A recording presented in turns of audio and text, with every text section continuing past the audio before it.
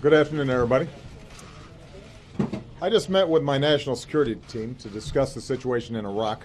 We've been meeting regularly to review the situation since ISIL, a terrorist organization that operates in Iraq and Syria, made advances inside of Iraq. As I said last week, ISIL poses a threat to the Iraqi people, to the region, and to U.S. interests. So today I want to provide you an update on how we're responding to the situation. First, we are working to secure our embassy and personnel operating inside of Iraq.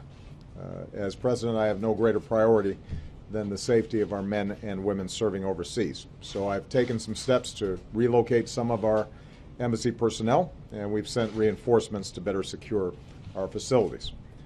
Second, at my direction, we have significantly increased our intelligence, surveillance, and reconnaissance assets so that we've got a better picture of what's taking place inside of Iraq. And this will give us a greater understanding of what ISIL is doing, where it's located, and how we might support efforts to counter this threat. Third, the United States will continue to increase our support to Iraqi security forces. We're prepared to create joint operations centers in Baghdad and northern Iraq to share intelligence and coordinate planning to confront the terrorist threat of ISIL. Through our new Counterterrorism Partnership Fund, we're prepared to work with Congress to provide additional equipment.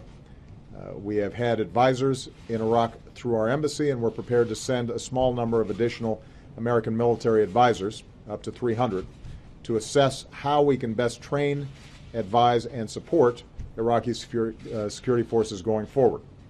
American forces will not be returning to combat in Iraq, but we will help Iraqis as they take the fight to terrorists who threaten the Iraqi people, the region, and American interests as well.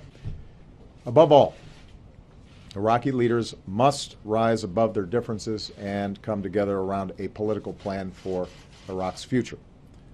Shia, Sunni, Kurds, all Iraqis must have confidence that they can advance their interests and aspirations through the political process rather than through violence. National unity meetings have to go forward to build consensus across Iraq's different communities. Now that the results of Iraq's recent election has been certified, a new parliament should convene as soon as possible.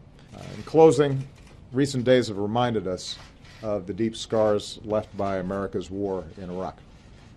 Alongside the loss of nearly 4,500 American patriots, many veterans carry the wounds of that war and will for the rest of their lives.